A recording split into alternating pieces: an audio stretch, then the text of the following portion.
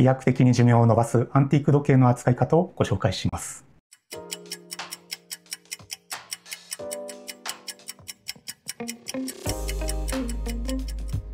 こんにちは。シェルマンウォッチリペアコーナーのカリノです。今回の動画のトピックはこちらです。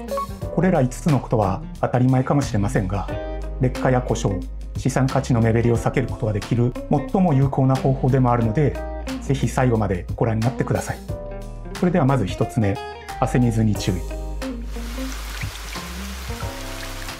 古い時計っていうのは防水性が期待できなくて、長い年月の間に頻繁に裏蓋の開け閉めが繰り返されたり、衝撃や振動でケースが歪んで隙間ができていることが多く、水や湿気が入りやすくなっています。また貴族階級に向けて作られていたハイブランドは、そもそも防水性を意識して作られることはなかったそうです。水分が中に入ると錆びてしまいます。裏蓋とケース、巻き芯、ネジなど金属同士で触れているところ、パッキの合わせ目、裏蓋と保護シールの隙間などですね。こういった狭いところに皮脂やホコリなどの汚れが溜まって、そこに水分が入り込むことで錆びやすくなってしまいます。汚れが溜まっている隙間に入り込んだ水分っていうのは蒸発しにくくて、こういった水分が滞留するところには酸素濃度の高いところと低いところができます。かつこの水分に汗などの塩化物を含んでいると、アノードとかカソードっていうんですけども、反応が起こって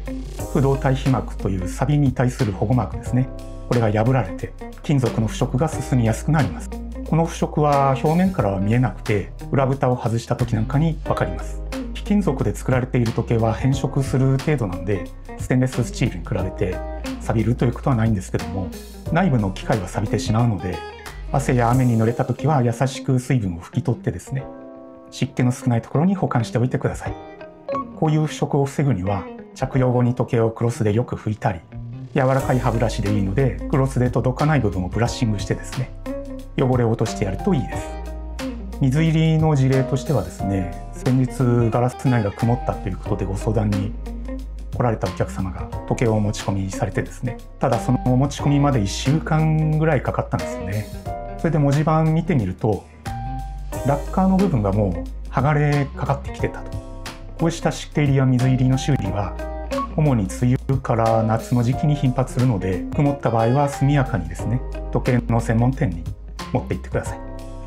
2つ目は操作の力加減。力を入れて操作すると、内部の歯車や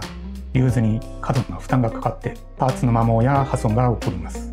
特にアンティーク時計の純正パーツっていうのは年々手に入らなくなってきているので、高額になりがちです。また雑な扱いを受けてきた時計っていうのは修理費用は高額になりがちですね。事例としては、以前パテックフィリップで張り回しをすると空転するっていう相談があったんですけども、内部機構を見てみたら、時間の針を取り付ける筒車っていうのがあるんですけども、そこの刃が欠けていたという、そういう事例もありましたね。パテックフィリップは生産数が限られてたっていう事情もありまして、人気の高まりもあるので、パーツっていうのはやっぱり手に入りにくいですよね。時計の操作っていうのはゆっくりとですね、優しく時計の感触を確かめるように行うことが故障を防いで長持ちさせるコツなので、力強い操作っていうのはこれは絶対避けてください。では内部機構を見てみましょう。このように小さい歯車をいくつも介して針を回しているのですが、例えば油が切れて針回しが重たくなってきた時に力をかけて回し続けると、歯車の摩耗が進んだり刃が折れたりしますので気をつけてください。3つ目は過度なゼンマイ巻き上げ。手巻き時計の場合、ゼンマイを切らないっていうことが肝心で、巻き上げていって感触が重たくなってきたら巻き止まりが近いサインです。そこからさらに巻いていくと、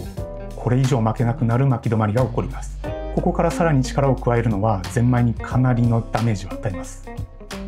巻き止まりが起きたらすぐに手を離す方がいいです。こちらも事例についてはロレックスのチェリーミで、お客様が朝使おうとですね、時計を取ってゼンマイを巻いていたらですね、パスっていう音がしたんですね。そしたら巻き上げが軽くなって時計が動かなくなった、そういう相談もございました。アンティーク時計ではこのゼンマイ切れの案件って結構多いんですよね。あとゼンマイが切れる時っていうのはゼンマイの周辺のパーツにもダメージを与えることが多いので、最悪他のパーツも破損します。自動巻き時計の場合は巻き止まりというのはないんですけども、ないからといってグイグイ巻いていくとゼンマイへのダメージはもちろんですが、自動巻き機構の切り替え車っていうパーツの摩耗が進んでですね、巻き上げ効率が急速に落ちることになるので、これは絶対に避けてください。例えば分かりやすくするためにローターを外した自動巻き時計を用意しましたが、ゼンマイを巻いていくと高速で回転する歯車ありますよね。これが切り替え車です。自動巻きの場合グイグイ巻いていくと切り替え車の軸が急速に摩耗していってしまいます。時計が止まった状態から20回ぐらいですね、巻いて時計を動かしたら、あとは着用して自然に巻き上がるようにすれば OK です。ではここで手巻きのやり方を実演してみます。ゆっくり優しく巻いていきますが、ゼンマイの反力がリューズに伝わってくるため、リューズをつまんだままですね、少し戻します。巻いて戻す、巻いて戻すを繰り返して巻いていきます。そのうちに巻き止まるので、少し戻したら手を離して巻き上げは完了です。機構としてはこのようになっています。巻いた後に戻ろうとする反力がコハゼという部分で視覚的に分かりやすいと思います。この辺りも刃が折れていたりするケースがあるので、反力を優しくいなしてやることで歯車に対するダメージを少なくしてやることができます。4つ目は衝撃と振動。アンティーク時計は対衝撃性がないことが多いんですよね。落下はもちろんのこと、バイクへの乗車、ゴルフやジョギングなど激しい運動中の着用は絶対に避けてください。衝撃や振動で最もダメージを受けるのは転心です。転心というのはテンプという精度の要になっているところの軸の部分なんですけども、この軸はとっても細いので衝撃を受けると曲がったりとか折れちゃったり、そういうことが多いです。この転心折れの事例もかなり多いので、衝撃と振動というのは時計に対してかなりのダメージを与えるということをよく知っておいてください。折れてしまった場合はパーツを入手するか削り出して作るかしますが、それなりに費用がかかります。最後5つ目は磁気帯について。磁気というのは時計の精度を狂わすんですよね。で、現在作られている現行の腕時計っていうのは磁気を遮断する部品っていうのが使われていて、そう悪くはならないんですけども、アンティーク時計にはそれがないんですよね。私が受けた修理品では精度の要である添付の